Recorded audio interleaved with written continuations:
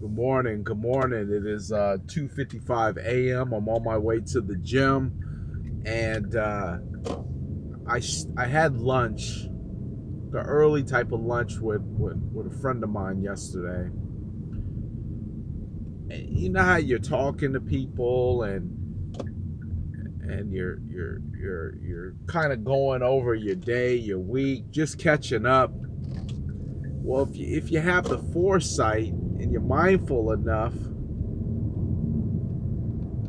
you'll start seeing things that are going on and you'll start making sense of them. And I remember telling them, I'm having one of my best months in business and in my relationship than I can ever remember having. And as I was telling them this, I said it in a way that was kind of like there's a reason for it.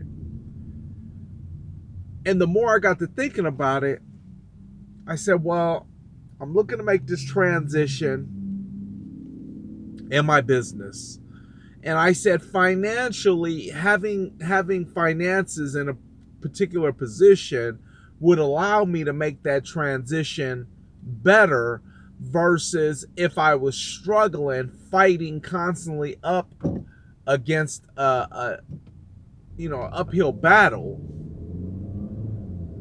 I said it's only by the grace of God that I was able to position into this situation and be able to take some of the weight off me to focus on an aspect of my business that would allow me to go a little bit further, a little bit faster, a little bit more efficient, and reach my goal. But how many times when something's going on in our life, whether it's good, whether it's bad, something going on in our life, that we don't ever take 1 second to consider why? Now, I know when things are going bad, it's easy to say, well, things are going bad because I just don't have the luck. Things are going bad because it's just not meant for me. Somebody like me, somebody with just a GED, somebody with just this, somebody from a broken home, somebody with a drug habit, somebody, it's not meant for me because it's meant for somebody else, because that's just the way that life is, and that sucks, and life sucks, and it is what it is, right? And some people might even say, hey, it's easy to reflect when things are going all good. Man, you got to figure it out. Money's coming in the way it's supposed to. Husband's on point like it's supposed to. The kids are even saying thank you, and everything's on point. And that might be the conversation that, okay, well, when things is good, it's easy to have a perspective. But when things is bad, perspective no longer exists. I don't think that's true. Matter of fact, I've been through some tests within this last year that not only did I have to tell myself that there's a reason and that this is a season, but I also had to explain this to my wife, that there's a reason for this season, and we're going to go ahead and see it through with our eyes wide open. We're going to treat it like a roller coaster. See, some people ride the roller coaster like this. I ride it like this with my hands off the bars because I want the full experience of what the twists and the turns and the pounding of the metal, riding along the rails and taking 90-degree turns at 35 miles an hour. And an open car.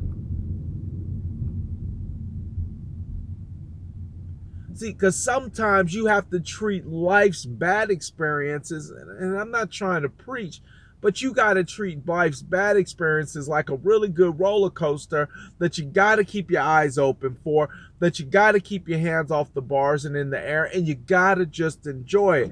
Because I tell you what, it's easier to self-destruct when things are going good than it is to self-destruct when things are going bad. The difference is when things are going bad, it's what you say.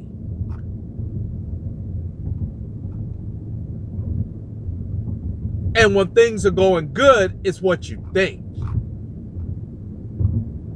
See, you have a tendency to think yourself out of that good situation. And when it's bad, you have a tendency to keep feeding into it. Versus treating the good and the bad situation like an experience. See, somebody's going to get some help off of this. Somebody's going to get some help off this.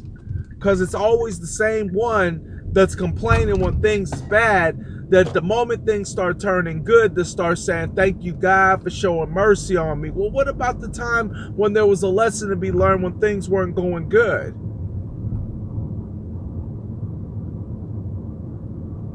So you got two type of people. You got the person who's going to complain when things is bad and then start praising God when things is all good. Then you got the person who is ultimately, she going to praise God when things is bad, going to praise God when things is good. That's it.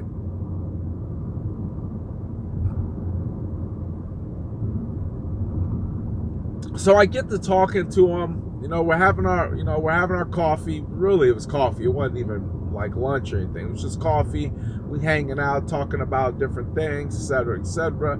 And as I was telling him about how good of a month I'm having, or how good of a year I'm having, I say, man, only God could have lined it up in such a way that He knows that I am working towards building a system in my business and in my family that an income burst or a flow of business going in the direction that I need to go in would help tremendously to help me get to that. Now, I know this to be a fact that God understands how to take you from A to B to C to get you to where you got to go if you just ask for it.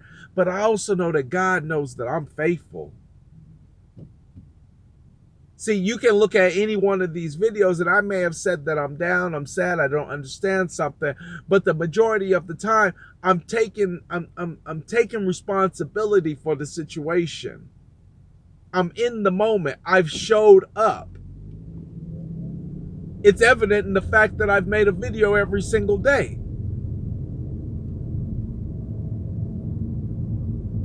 I've showed up. See, God, you can trust me. I'm going to show up. I'm not going to curse you when things is not going good or forget about you when things is going great. Now, that's something I had to work through. That's something I had to progress through. That's not something that came naturally to me. I don't think that comes naturally to anybody except maybe the Pope.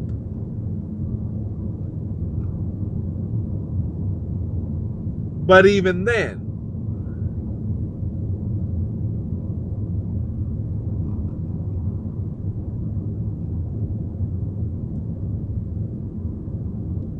so as I'm sitting there talking about it and I'm reflecting, I'm saying, boy, it's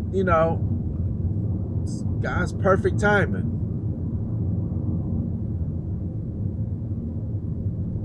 But also respecting the fact that sometimes you're just not ready for what you're asking for. You running around asking for a man, but ain't sat down and tried to figure out not one man.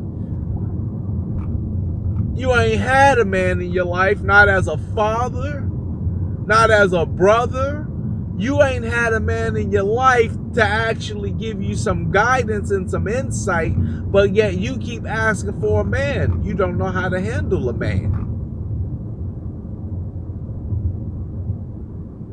I'm doing all this studying, this research on women and love and because I need to have a better understanding about what's going on. We're ending up at couples retreats because I need to have a bigger understanding because that was something that was missing out of my life. See, I think the only reason God trusted me with a wife and a daughter was because he knew my heart, and he knew that I was willing to learn. He knew I was willing to be obedient. He knew I didn't want to take the same old ways that have been passed down and take them with me into my marriage or take them with me to my daughter. So that's why I'm saying, as I'm sitting there having this conversation, my mind automatically starts reflecting back onto the fact of how God actually has a better understanding about how to move things around in my life than anything else.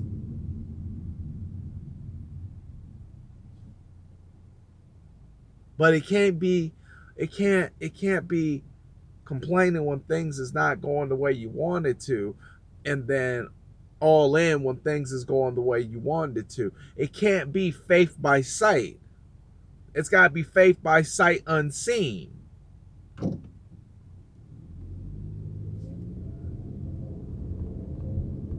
Because there's a very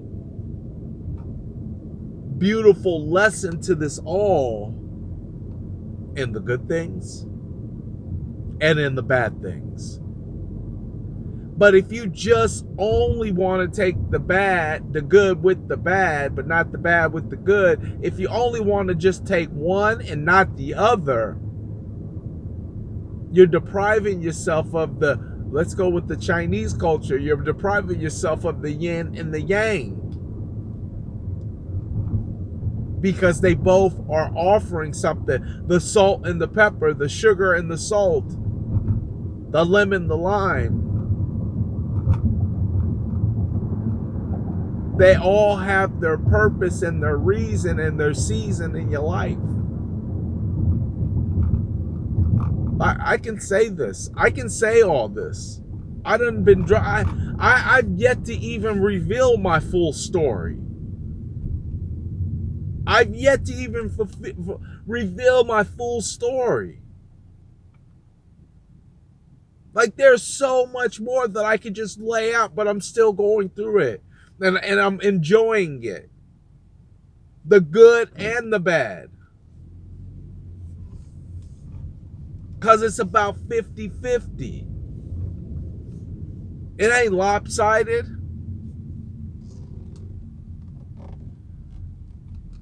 I can tell you about the good aspects of my business. I didn't highlight the bad aspects. That don't mean they didn't happen. It just means they're not enough for me to consider. I also changed my underwear today. I didn't wake up telling you about that because it's something that happened. It just wasn't something to consider. It wasn't something to bring to the table. It wasn't a benefactor. But I'll tell you this: for as good of a year business-wise as I've had some hiccups in there with clients. I've had some hiccups in there with properties. I just had some hiccups in there with deals not going through. I done had some hiccups in there. But in spite of the hiccups, I sit there and say, hey, it could have been worse. I've seen it be worse. Thank God for what it is. Right?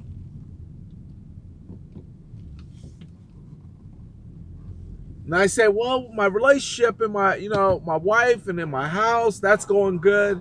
And I can say that it's been perfect, but it hasn't been perfect because there's been hiccups in that.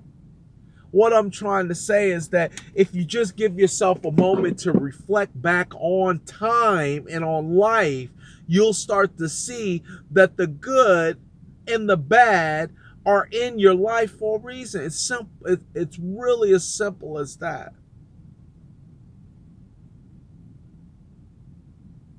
And the moment you start taking responsibility for both sides, that's the point that you start saying, I get it. It ain't that it's happening to me. It's happening for me because I'm just not ready for whatever it is that I keep asking for. If it's a relationship, are you ready for a man or a woman? Are you ready for that? If it's a promotion, are you ready the income surge that's going to come with that? See, I had to question myself, just like when I was in prison. I had to question myself every year, 2 years, and you're talking about a 10-year stretch between 1996 and August 30th, 2006. You're talking about me sitting inside somebody's cage for a period of a lot of time. I mean, I done clicked over some calendars. And I had to have an honest conversation with myself every 1 year, 2 year, 3 year in and say, are you ready? A real conversation. Are you ready? Oh, man, I don't know. Them guns are still looking good. I don't know. A kilo of Coke's going for this much. Man, I can move a pack out to Memphis for this much.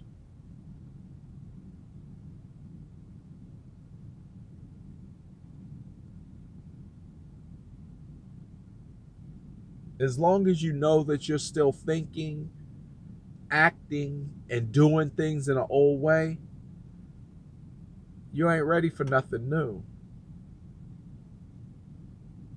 You can't be a hoe putting on a white dress. Unless you're ready to make that full commitment, you're not ready. And the same thing with my finances. See, I noticed my finances the moment I stopped doing the right thing, like the moment I stopped putting 10% on. I always pay my tithes. I don't know why, but I've always been faithful with paying my tithe. I don't give a damn if it's my last. I'm giving it up. I'm giving it up. But the moment I stopped putting my money away for savings. I stopped putting my money away for taxes. The moment I stopped taking those extra few steps when money would come into my hands and take care of my responsibilities first. I'm not talking about bills, because bills gonna get paid, because if they shut your lights off, you're gonna pay that. You might not pay it on time, but my lights ain't been shut off in a long time, and I thank my wife for that, because she's actually been the one that was fundamental in kind of getting me to see that I need to take care of those things. But I took it a step further, and I'm actually saying about our savings and how I invested into stocks and moving around into my Ameritrade account, and how I take and look at money I'm spending that's just frivolous.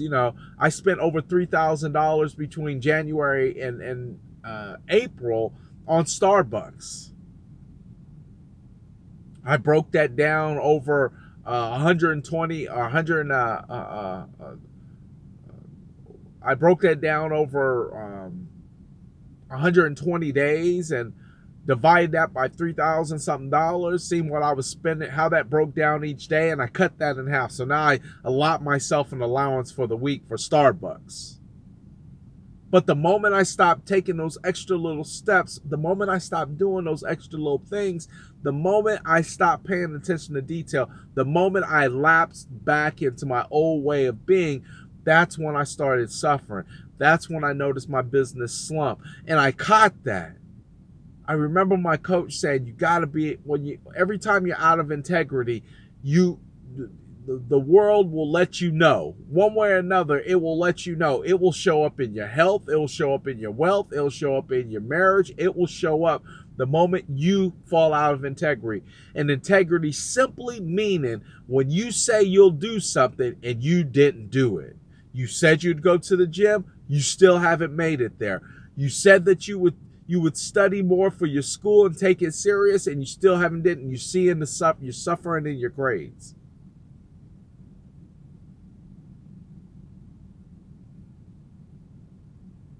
The moment I fell out of integrity and did not do what I said I would do, the moment I asked for the money, and then the moment I stopped doing what I said I would do with the money, that is when I started seeing an immediate shift in what was going on financially.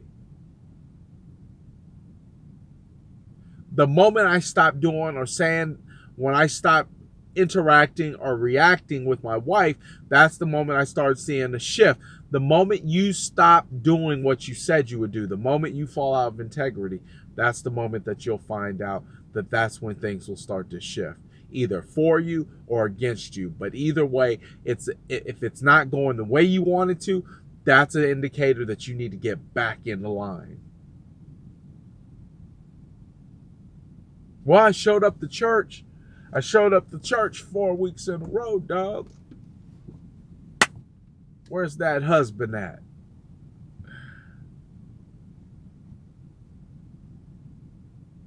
Oh man, I got those 2 big checks and I put away, I paid my tithes, out of one of them. Where's them other checks?